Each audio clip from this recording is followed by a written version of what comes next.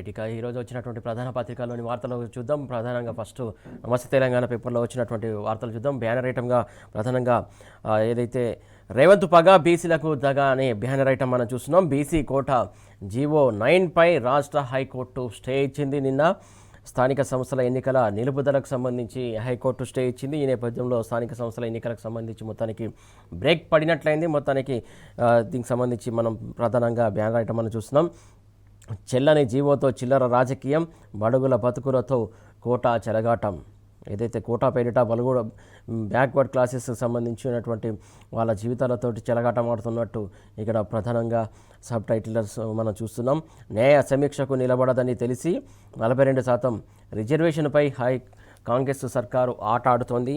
బీసీలను నయవంచనకు గురి చేస్తుందంటూ కూడా ఇక్కడ మనం ప్రధానంగా ఐటమ్ మనం చూస్తున్నాం. అభ్యంతరాలను పట్టించుకోకుండా 22 నెలలుగా డ్రామా ఆడింది, రాజకీయ లబ్ధిపైనే దృష్టి పెట్టింది ప్రధానంగా అని చెప్పేసి ఇక్కడ మనం ఐటమ్ చూస్తున్నాం.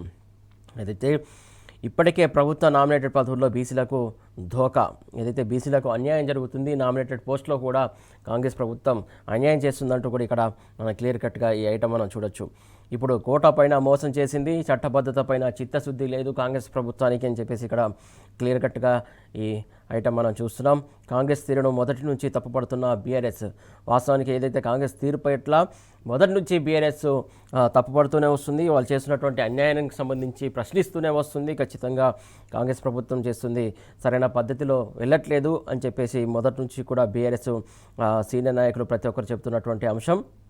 కులగణన నుంచే గాడి తప్పిందంటున్న బీసీ సంఘాలు. ఏదైతే బీసీ సంఘాలు కూడా పెద్ద ఎత్తున కులగణన చేసినటువంటి కాంగ్రెస్ ప్రభుత్వం అప్పటి నుంచే వారి యొక్క లెక్కలు గాడి తప్పాయి, వాళ్ళు చేస్తున్న శ్రేష్టలు గాడి తప్పాయి అని చెప్పేసి ఇటు బీసీ సంఘాలు కూడా పదే పదే చెప్తూ వస్తున్నాయని చెప్పేసి కూడా ఇక్కడ క్లియర్ కట్గా ఈ ఐటమ్ బట్టి మనం చూస్తూ ఉన్నాం. డెడికేటెడ్ కమిషన్, ఆర్డినెన్సు, జీవో అన్నింటా హైడ్రామా. ఏదైతే డెడికేషన్ కమిషన్ సంబంధించి కూడా వాస్తవాలను తీసుకోకుండా ఇష్టానుసారంగా కాంగ్రెస్ ప్రభుత్వం వెళ్ళిందని చెప్పేసి చెప్తున్నటువంటి అంశం. ఒకసారి ఆర్డినెన్స్ అంటారు, ఇంకోసారి జీవో అంటారు, ఇంకోసారి ఇంకోటి అంటారు, ఇటు అసెంబ్లీలో బిల్లు అంటారు, లేదంటే గవర్నర్కి పంపించడం అంటారు, లేకుంటే రాష్ట్రపతి పంపించడం అంటారు, లేదంటే కేంద్ర ప్రభుత్వానికి పంపించడం అంటారు అంటూ కూడా పదే పదే ఇష్టానుసారంగా రోజుకొక డ్రామాకు తెరలైపోయారని చెప్పేసి కూడా జీవో అన్నిట ఈ డ్రామాకు సంబంధించి కూడా ఇక్కడ మనం క్లియర్ కట్గా ఐటమ్ చూస్తున్నాం. బీసీలకు సంబంధించి రోజుకొక డ్రామాకు తెర తీసింది కాంగ్రెస్ ప్రభుత్వం అని చెప్పేసి దీనికి సంబంధించినటువంటి ఐటమ్ మనం చూస్తున్నాం. ఇక కాంగ్రెస్ తీరుపై బీసీల ఆగ్రహం, పలు చోట్ల పెద్ద ఎత్తున కూడా నిరసన వ్యక్తం చేశారు. ఏదైతే ఇక్కడ క్లియర్ కట్గా చూడొచ్చు ఫోటోలో మనం. బీసీ రిజర్వేషన్లపై గురువారం విచారణ జరుగుతుండగా హైకోర్టు ఎదుట కాంగ్రెస్ సర్కారుకు వ్యతిరేకంగా నినాదాలు చేస్తున్న బీసీ సంఘాల కార్యకర్తలు పెద్ద ఎత్తున నినాదాలు చేశారు. వాస్తవానికి నిన్న మనం చూసాం. ఏదైతే సీఎం రేవంత్ రెడ్డి డౌన్ అంటూ కూడా పెద్ద ఎత్తున నినాదాలు అక్కడ హైకోర్టు బయట కూడా చేసినటువంటి సందర్భం మనం నిన్న చూస్తున్నాం. దానికి సంబంధించినటువంటి ఈ ఫోటో ఐటమ్ మనం చూస్తున్నాం.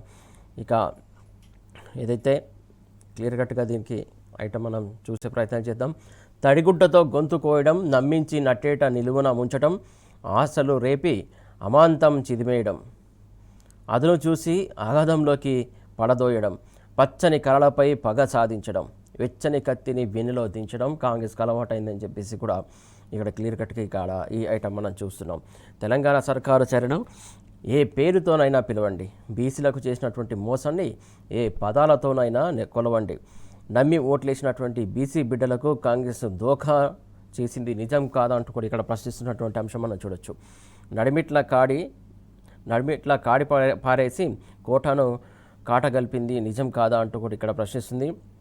ఇది నయవంచన, ఇది నయావంచన, అంటే బీసీలను నయవంచనకు గురి చేసింది వాస్తవం కాదా అంటూ కూడా ఇక్కడ ప్రశ్నిస్తున్నటువంటి అంశం మనం చూడొచ్చు. తెలంగాణ బీసీ బిడ్డలను రేవంత్ సర్కారు మళ్ళీ మోసం చేసింది. ఆశలు పెట్టుకున్నటువంటి రిజర్వేషన్పై విషపు నవ్వులతో వికృత రాజకీయంగా మారింది. బీహార్ ఎన్నికల కోసం నాటకం మొదలుపెట్టి మధ్యలోనే తెరదించింది. బీసీ కోటాను చూపించి బీహార్లో ఓట్లను కొల్లగొట్టాలన్న యావే తప్ప చట్టబద్ధతతో దాన్ని సాధించి తెలంగాణ బిడ్డలకు న్యాయం చేసే చిత్తశుద్ధి లేదు అంటూ కూడా ప్రశ్నిస్తుంది. ప్రధానంగా ఏదైతే కాంగ్రెస్ ప్రభుత్వం అధికారంలోకి వచ్చిన తర్వాత 100 రోజులకే చట్టబద్ధతతోటి అన్ని అమలు చేస్తామని చెప్పేసి హామీ ఇచ్చింది. ఏదైతే కామారెడ్డి డిక్లరేషన్ కావచ్చు, ఇవన్నీ కావచ్చు, 100 రోజుల్లో చట్టబద్ధతతోటి అన్నీ అమలు చేస్తాం, బీసీలకు 42% రిజర్వేషన్ చట్టబద్ధతతోటి అమలు చేస్తామని చెప్పేసి ఆ రోజు వాగ్దానం చేసింది, మాట ఇచ్చింది, కామారెడ్డి డిక్లరేషన్ ఇచ్చింది. చట్టబద్ధతకు లేకుండా చట్టబద్ధతకు విరుద్ధంగా ఆపోజిట్గా వెళ్తూ వీళ్ళు ఇష్టానుసారంగా జీవోపాధి చేయడం ఇవన్నీ చూస్తూ ఉంటే బీసీల పట్ల వీళ్ళకు చిత్తశుద్ధి ఏమాత్రం ఉందో దీన్ని బట్టే అర్థం చేసుకోవచ్చు అని చెప్పేసి మేధావి సంఘాలు చాలామంది నేతలు, బీసీ సంఘాల నేతలు కావచ్చు, బీఆర్ఎస్ సీనియర్ నాయకులు కావచ్చు పదే పదే చెబుతూ వస్తున్నారు. మోసానికి care of address Congress party అని చెప్పేసి అందరు చెప్తున్నటువంటి అంశం. ప్రధానంగా ఒకవేళ బీసీలకు న్యాయం చేయాలనుకుంటే ఖచ్చితంగా చట్టబద్ధతతో ఏదైతే గవర్నర్ దగ్గర ఉన్నటువంటి పెండింగ్ బిల్లుకు సంబంధించి సంతకం చేయించి, లేకుంటే ఆ సంతకం చేయించుకొని చట్టబద్ధతోటి వెళ్ళేది. ఆ చిత్తశుద్ధి లేదు కాబట్టి ఇలా దొడ్డిదారిన ఏదైతే జీవో రూపంలో ఎన్నికలను నిర్వహించాలనుకున్నది, అంటే ఎన్నికలను నిర్వహించాలని 100% వాళ్ళలో మనసులో లేదని చెప్పేసి చాలామంది చెప్తున్నటువంటి సందర్భం. ఎన్నికలను వాయిదా వేయించుకోవాలి, ఎలాగైనా ఈ విషయాన్ని కోర్టులో పెడితే ఆ కోర్టే చూసుకుంటుంది, మనకు చేతికి అంటకుండా ఇంకా కోర్టు పే చెప్పుకొని తప్పించుకోవచ్చు అని చెప్పేసి ఆలోచనతోటే ఏదైతే స్థానికంగా ఉన్నటువంటి స్థానిక సంస్థలకు సంబంధించి కావచ్చు, గ్రామాల్లో కాంగ్రెస్ పార్టీకి పట్టు లేదనే విషయంతో ఇలా చేసింది. ఎలక్షన్స్ చిత్తశుద్ధితో నిర్వహించాలనే ఆలోచన లేదు కాబట్టే ఇలా చేసింది అనేది చాలామంది చెబుతున్నటువంటి అంశం. రిజర్వేషన్లు 50% దాటకుండా సుప్రీంకోర్టు పరిమితి ఉన్నదని తెలుసు. అనేక రాష్ట్రాలు చేతులు కాల్చుకున్నాయని కూడా తెలుసు. కేంద్రం వద్ద బిల్లు క్లియర్ కాదని తెలుసు. సుప్రీం తన తీర్పుకు తానే వ్యతిరేకంగా నిర్ణయం తీసుకోదని తెలుసు. అయినా 42% బీసీ బిల్లు పేరుతో రేవంత్ సర్కారు డ్రామాలాడింది. రాజ్యాంగ సవరణ లేకుండా అసెంబ్లీ తీర్మానంతో కోటా రాదని విపక్షాలు, బీసీ విద్యావంతులు మొత్తుకుంటున్నా వినకుండా ఎన్నికల నోటిఫికేషన్ దాకా తెచ్చి చివరకు కోర్టు ముందు చేతులెత్తేసింది. చెల్లని జీవోతో చిల్లర రాజకీయానికి పాల్పడిందని ఇప్పుడు తేటతెల్లమైపోయింది. ఏదైతే నమ్మక ద్రోహానికి, విశ్వాసఘాతుకానికి పాల్పడినటువంటి రేవంత్ ప్రభుత్వం ఇప్పుడు బీసీలను దగా చేసిన సర్కారుగా సమాజం ముందు నిలబడింది. అవగాహన రాహిత్యంతో అసమర్థ సర్కారుగా తనకు తానే ప్రకటించుకుంటున్నది. మొత్తానికి చూస్తున్నాం బీసీల పట్ల ఎలా దగా చేసింది, ఎలా మోసం చేసింది అనేది. చాలా అంటే ఇచ్చినటువంటి హామీలకు సంబంధించి ఏ హామీ నిలబెట్టుకున్నటువంటి సందర్భం మనం చూడలేం. ముఖ్యంగా బీసీలకు సంబంధించి పూర్తిగా బీసీ సంఘాలకు కావచ్చు, బీసీ నేతలకు కావచ్చు, మొత్తానికి క్లియర్ కట్గా కాంగ్రెస్ ప్రభుత్వం ఎలా మోసం చేసింది అనేది అర్థమైపోయింది. ఇక్కడ ఇంకొక ఐటమ్ మనం చూడొచ్చు. అడిగితే జైల్లో పెట్టాలి, ఇది రేవంత్ ఫిలాసఫీ. రాష్ట్రాలకు రిజర్వేషన్ల అధికారం ఇవ్వడం అనేది నేరం, అట్లాంటిది కావాలని అడిగితే జైల్లో పెట్టాలి. ఎన్నో డిబేట్లు పార్లమెంట్ సెంట్రల్ రైట్. ఈ ఐటమ్ సంబంధించి డీటెయిల్స్ చూసే ముందు ఇప్పుడు ఇందాక మనం ఐటమ్ చూస్తున్నాం. ప్రధానంగా ఇది అడిగితే జైల్లో పెట్టాలి, ఇది రేవంత్ ఫిలాసఫీ అంటూ కూడా ఇక్కడ మనం క్లియర్ కట్గా ఐటమ్ చూస్తున్నాం. రాష్ట్రాల రిజర్వేషన్ల అధికారం ఇవ్వడం అనేది నేరం, అట్లాంటిది కావాలని అడిగితే జైల్లో పెట్టాలి. ఎన్నో డిబేట్లు పార్లమెంటు సెంట్రల్ హాల్లో జరిగిన తర్వాత నిర్ధారించినవి ఇవన్నీ. ఏ అధికారం ఎక్కడ ఉండాలనేది నెలల కొద్దీ డిబేట్ జరిగిన తర్వాత రచించినటువంటి రాజ్యాంగం ఇది. గతంలో ఓ టీవీ ఇంటర్వ్యూలో ఆయన చేసినటువంటి వ్యాఖ్యలకు సంబంధించి ఇక్కడ క్లియర్ కట్గా ఇక్కడ ఐటమ్ ప్రచురించారు. ఏదైతే ఇక్కడ ఇంకొకటి చూడొచ్చు. ఇక్కడ కోర్టులో నిలబడదని తెలిసి మోసం చేశారు అంటూ కూడా ఇక్కడ మధుసూదనాచారి శాసన మండలి సంబంధించినటువంటి ప్రతిపక్ష నేత క్లియర్ కట్గా చెప్తున్నటువంటి సందర్భం. ఈ దీనికి సంబంధించి ఐటమ్ మనం చూసాను. నేను ఆల్రెడీ సాయంత్రం ప్రెస్ మీట్ పెట్టి చాలా విషయాలు మాట్లాడారు ఆయన. బీసీ కోటాకు రాష్ట్రంలో అన్ని పార్టీలు మద్దతు తెలిపితే ఢిల్లీలో ఉన్నటువంటి రాహుల్ గాంధీ ఎప్పుడూ పట్టించుకోలేదు. రాహుల్ గాంధీ అంటే ఢిల్లీ అంటే ఒకటి గుర్తుకొస్తుంది. ప్రధానంగా ఏదైతే ఈయన 42% రిజర్వేషన్ అంశం సంబంధించి ఇక్కడ జియో రిలీజ్ చేస్తారు, ఇవన్నీ చేస్తారు. దీనికి సంబంధించి ఏదైతే రిజర్వేషన్ సంబంధించి ఢిల్లీలో పోయి స్ట్రైక్ చేస్తాడు, ధర్నా చేస్తాడు ఒక రోజంతా. ఏదైతే మొత్తం క్యాబినెట్ అందరినీ పట్టుకొని పోయిండు, కాంగ్రెస్ నేతలందరినీ పట్టుకొని పోయిన సందర్భం మనం చూసాం. అక్కడ పోయి చేసి కూర్చున్న దగ్గర ఏం చేశారు ఏంటనేది గమనించినట్లయితే ఏదైతే బీసీలకు 42% రిజర్వేషన్లు ఖచ్చితంగా కల్పించాలని చెప్పేసి నిరసన వ్యక్తం చేశారు. ఆ నిరసనకి అగ్రనేతలు, కాంగ్రెస్ అగ్రనేతలైనటువంటి రాహుల్ గాంధీ రాలేదు, ఖర్గే రాలేదు, సోనియా గాంధీ రాలేదు, ప్రియాంక గాంధీ రాలేదు. ఏ ఒక్కరు కూడా అక్కడ బీసీలకు సంబంధించి మద్దతు తెలపడానికి ఏ ఒక్క అగ్రనేత రాలేదు. మరి అక్కడ పోయి ధర్నా చేసి దేనికోసం చేశారనేది చాలామంది ప్రశ్నించారు. బీఆర్ఎస్ నాయకులు కావచ్చు, ఇంకా మిగతా వాళ్ళంతా కూడా సంఘాలు కావచ్చు, చాలామంది ప్రశ్నించారు. ఆ ప్రశ్నకు ఇప్పటి వరకు సమాధానం దొరకని పరిస్థితి, సమాధానం ఇవ్వలేని పరిస్థితి. అలాంటప్పుడు అక్కడ ధర్నా ఎందుకు చేసినట్టు, దేనికోసం చేసినట్టు, చేసిన తర్వాత ఆయన స్పీచ్లో కూడా క్లియర్ కట్గా ఒక మాట మాట్లాడారు. ఏదంటే బీసీలకు 42% రిజర్వేషన్ సంబంధించి రాహుల్ గాంధీ ప్రధాని అయిన తర్వాత ఇది అమల్లోకి వస్తుంది, ఇది ఇక సాధ్యమవుతుంది అన్నాడు. అంటే రాహుల్ గాంధీ ప్రధాని అయ్యేది ఎప్పుడు అంటే బీసీలకు రిజర్వేషన్ అయ్యేది ఎప్పుడు అంటే ఆ రోజు ఇది సాధ్యం కాదనే విషయం ఆయనకు తెలిసి చేశారా తెలియక చేశారా అనేది బీసీ సంఘాలకు సంబంధించినటువంటి నాయకులు కావచ్చు, నేతలు కావచ్చు ఈ విషయం ఆలోచించుకోవాల్సినటువంటి అంశం. ప్రధానంగా అంటే కాదు, కుదరదు, తేలదు అనే విషయం ఆయనకు తెలిసి చేశారా? ఎందుకు అంటే ఇప్పుడు రేవంత్ రెడ్డికి సంబంధించినటువంటి తెలంగాణ రాష్ట్రానికి సంబంధించి ఇక్కడ వీళ్ళను మోసం చేస్తున్నాము అనే క్లియర్ కట్గా వాళ్ళు చెప్పకనే చెప్తున్నారా ఎట్లా అనేది ఆలోచించుకోవాలి. ప్రధానంగా అంటే జాతీయ స్థాయిలో సంబంధించినటువంటి వాళ్ళ స్టాండ్ ఏంటి అది కూడా క్లియర్గా ఆలోచించుకోవాలి. అంటే బీసీలకు రిజర్వేషన్ ఒప్పుకోకనే వాళ్ళు రాలేదని అనుకోవాలా, లేకుంటే ఏమనుకోవాలి? ఇక ప్రధానంగా దీనికి సంబంధించి ఒప్పించాల్సింది, మెప్పించాల్సింది ప్రధానమంత్రిని, క్యాబినెట్ని, రాష్ట్రపతిని. దానికి సంబంధించి ఆయన పైన ఎట్లాంటి మాటలు మాట్లాడారో, ఆయనకు సంబంధించినటువంటి అపాయింట్మెంట్ తీసుకోలేదు, ప్రతిపక్షాలకు తీసుకుపోవాలని చెప్పేసి పదే మొదటి నుంచి డే 1 నుంచి బీఆర్ఎస్ సీనియర్ నాయకులు పదే కోరుతున్నారు. దీనికి సంబంధించి ఈ అంశం సంబంధించి 9th షెడ్యూల్లో పెట్టాలి, ఖచ్చితంగా ప్రధానితో చర్చించాలి, క్యాబినెట్ చర్చించాలి, పార్లమెంటులో బిల్లు పెట్టాలి, పార్లమెంటులో బిల్లు పెట్టిన తర్వాతనే ఇది అమలు అయ్యే అవకాశం ఉంటుందని చెప్పేసి క్లియర్ కట్గా పదే చెప్తూ వస్తున్నారు బీఆర్ఎస్ సంబంధించినటువంటి సీనియర్ నాయకులు. కేటీఆర్ కావచ్చు, హరీష్ రావు కావచ్చు, అందరూ చెప్తున్నారు. దాన్ని పెడచెవిన పెట్టినటువంటి కాంగ్రెస్ పార్టీ చేసినటువంటి ప్రతిఫలమే ఈరోజు ఇది. ఇదే జీవోతో సంబంధించి జీవో తీసుకొచ్చి ఎలక్షన్స్కి వెళ్తే ఏమవుతుంది, ఏం జరుగుతుంది, చట్టబద్ధత లేని జీవో కొట్టేయరా అనే విషయం మనం ఏదైతే మహారాష్ట్రలో చూసాం. మహారాష్ట్రలో ఎన్నికలైన తర్వాత పదవులు అనుభవించిన తర్వాత చాలా రోజులకి ఆ సంబంధించినటువంటి కేసు హియరింగ్ వచ్చిన తర్వాత ఏం జరిగిందనేది కూడా చూసాం మనం.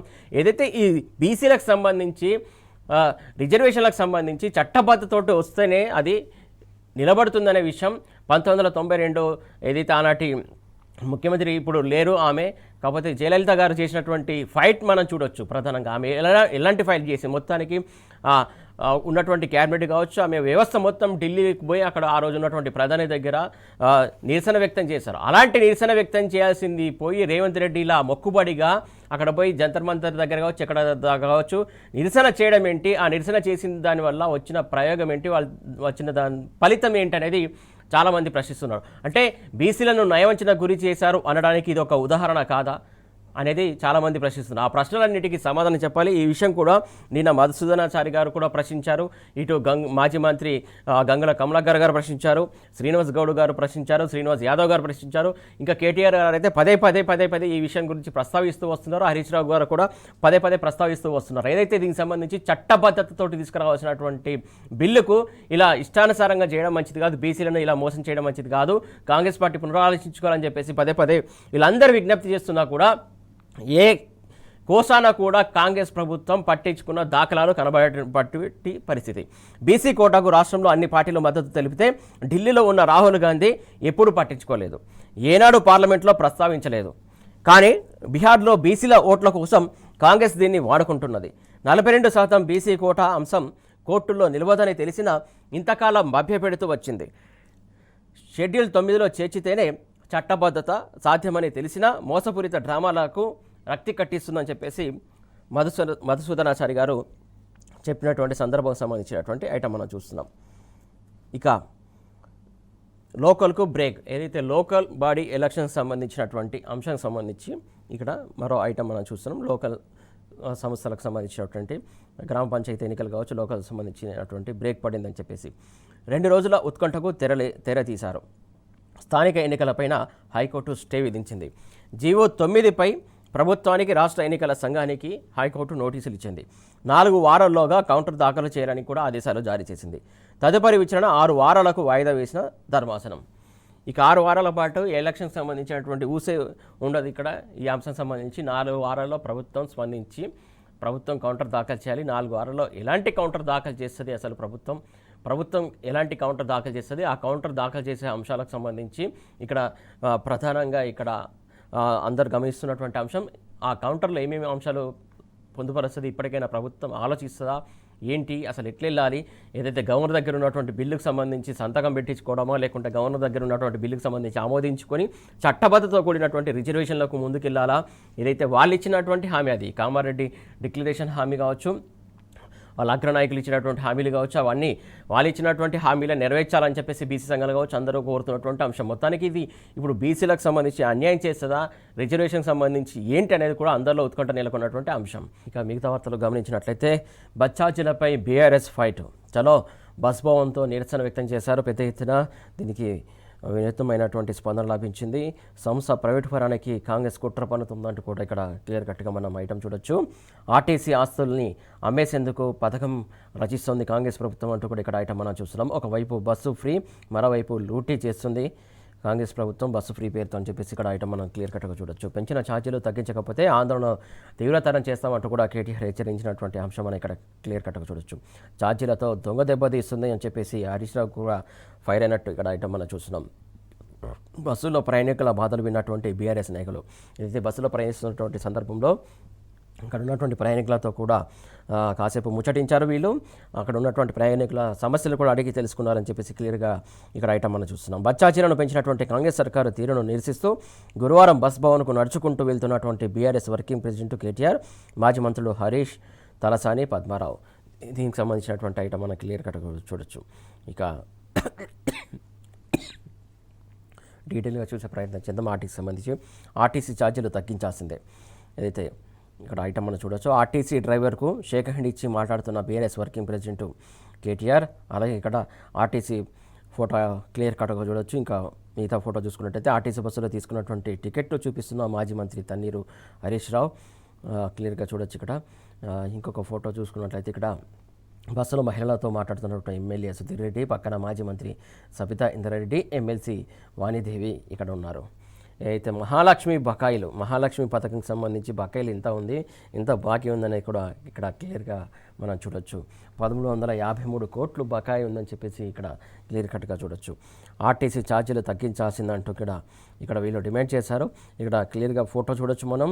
ఏదైతే బస్ భవన్లో ఆర్టీసీ ఎండీ నాగిరెడ్డికి వినతి పత్రం ఇస్తున్న మాజీ మంత్రులు కేటీఆర్, హరీష్ రావు, సబితా ఇంద్రారెడ్డి, తలసాని శ్రీనివాస్ యాదవ్, పద్మారావు గౌడ్, ఎమ్మెల్యేలు కాలేరు వెంకటేష్, సుధీర్ రెడ్డి, ముఠా గోపాల్, లక్ష్మారెడ్డి, ఎమ్మెల్సీలు దేశపతి శ్రీనివాస్, సురభి వాణిదేవి వీళ్ళంతా ఉన్నారు. వీళ్ళందరూ కలిసి ఏదైతే ఆర్టీసీకి సంబంధించినటువంటి ఎండీ నాగిరెడ్డి గారికి వినతి పత్రం అందించారు. బచ్చాచీలను వెంటనే తక్షణమే తగ్గించాలి, ఇంత పెద్ద ఎత్తున బచ్చాచీల మోతం మోయించడం సరైనది కాదంటే కూడా క్లియర్గా వీళ్ళు చెప్పినటువంటి సందర్భం మనం చూస్తున్నాం. సంస్థను ప్రైవేటు పరం చేసేందుకు కాంగ్రెస్ కుట్ర పన్నుతుందంటూ కూడా ఇక్కడ ఐటమ్ మనం చూస్తున్నాం. పథకం ప్రకారం ఆర్టీసీ ఆస్తులను అమ్మేస్తారా, పెంచిన ఛార్జీలు తగ్గించకపోతే ఆందోళన తీవ్రతరం చేస్తాం, కుడి చేత్తో ఫ్రీ బస్సు ఇచ్చి ఎడమ చేత్తో ఛార్జీల పెంప. వాస్తవానికి ఇది చాలామంది ఈ అంశానికి సంబంధించి ప్రశ్నిస్తున్నారు. ప్రధానంగా ఏదైతే ఫ్రీ బస్ పేరిట వాళ్ళకు తగ్గించి వాళ్ళకు కూడా అరకొర వసతులు కల్పిస్తున్నారు. ఇక ఇప్పుడు ఛార్జీల మొత్తం ఇంట్లో ఉన్నటువంటి వాళ్ళకు సంబంధించి మిగతా వాళ్ళందరూ కూడా వీటికి సంబంధించి కట్టాల్సి వస్తుంది. మొత్తానికి ఫ్రీ బస్ ఎవరు అడిగారు, ఎవరు ఇమ్మన్నారు, వాళ్ళ కోసం మమ్మల్ని ఎందుకు బలి చేస్తారంటూ కూడా చాలామంది పెద్ద ఎత్తున అందరూ ప్రశ్నిస్తున్నటువంటి అంశం. ప్రధానంగా అవసరమైతే ఆ ఫ్రీ బస్ తీసేసుకోండి, మాకు ఛార్జీలు తగ్గించడం అని చెప్పేసి చాలామంది కోరుతున్నటువంటి అంశం. ఇది ఒకటే కాదు, ఏదైతే ప్రైవేట్ పరం చేసేందుకు కుట్ర పన్నుతుందని కూడా క్లియర్ కట్గా ఇక్కడ వీళ్ళు చెప్తున్నటువంటి అంశం. ప్రధానంగా ఏదైతే చాలా డిపోలలో ఇప్పటికే ఏదైతే ఈవీ వెహికల్స్ పేరుతోటి హెయిర్ విత్ సంబంధించి ప్రయోగాలు చేస్తుంది. మొత్తానికి చాలామంది ప్రైవేటు బస్సులు పెడుతుంది, ప్రైవేటు డ్రైవర్లను పెడుతుందని చెప్పేసి ఆర్టీసీ సంబంధించినటువంటి చాలా సంఘాలు చెప్తున్నాయి, సంఘాలు డిమాండ్ చేస్తున్నాయి, వాళ్ళని తీసుకోవద్దు, వాళ్ళని పెట్టద్దు, పొట్ట కొట్టద్దు అని చెప్పేసి సంఘాలు కూడా దీనికి సంబంధించి స్ట్రైక్ చేసినటువంటి సందర్భం చూస్తున్నాం.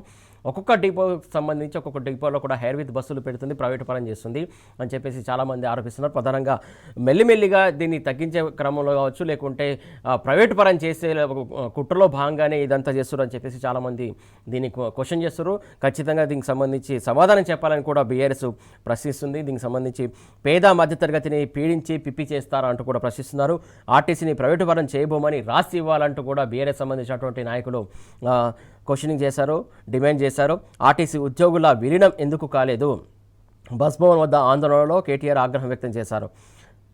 ఛార్జీలు పెంచి ప్రజలను దొంగదెబ్బ కొట్టారంటూ కూడా చూస్తున్నాం. ఇక ఇంకొక ప్రధాన పత్రిక అయినటువంటి తెలంగాణ టుడే చూద్దాం. ఇక్కడ high court stays elections to local bodies, state told to submit counter with in 4 weeks. ఏదైతే 4 weeksలో కౌంటర్ దాఖలు చేయాలంటూ కూడా కోర్టు సూచించింది. దీనికి సంబంధించి చూడొచ్చు. Congress drama on BC quota exposed says BRS, committed to provide quota says Bhatti, BJP says Goud used quota issue for political gains అంటూ కూడా ఇక్కడ ఐటమ్ మనం చూడొస్తాం. ఇక్కడ ఏదైతే బస్సుకు సంబంధించి స్ట్రైక్ సంబంధించి ఇక్కడ ఏదైతే ఇక్కడ చూడొచ్చు మనం తెలంగాణ టుడే పేపర్లో Congress govt plotting to privatise RTC says BRS. ఇక్కడ ఐటమ్ చూడొచ్చు ఫోటోలో క్లియర్గా. ఏదైతే ఆర్టీసీ బస్ ఛార్జీలకు సంబంధించి తగ్గించాలంటూ కూడా వినతి పత్రం ఇవ్వడానికి బస్సులో మాజీ మంత్రులు బీఆర్ఎస్ వర్కింగ్ ప్రెసిడెంట్ కేటీఆర్ అలాగే తలసాని పద్మారావు వీళ్ళందరూ కూడా బస్సులో వెళ్ళినటువంటి సందర్భం చూడొచ్చు. BRS working president and other party leaders during the Chalo bus Bhavan programme in Hyderabad. ఇక్కడ ఫోటో ఐటమ్ మనం క్లియర్ కట్గా మనం చూడొచ్చు. దీనికి సంబంధించినటువంటి ఐటమ్ మనం చూస్తున్నాం. ఇక ఏదైతే Congress drama on BC quota exposed says BRS working president KT Rama Rao stated that the Telangana High Court stay on local body elections had exposed the Congress government's fraudulent drama over the 42% reservation for BCs in local body polls. He held the Congress responsible for depriving justice to BCs due to its inefficiency. In a statement, Ramarao said the court order had provided that the Congress government's decision including the cash senses 09 సంబంధించి stay ఇచ్చినట్టు కూడా ఇక్కడ clear కట్గా మనం item చూస్తున్నాం. Right.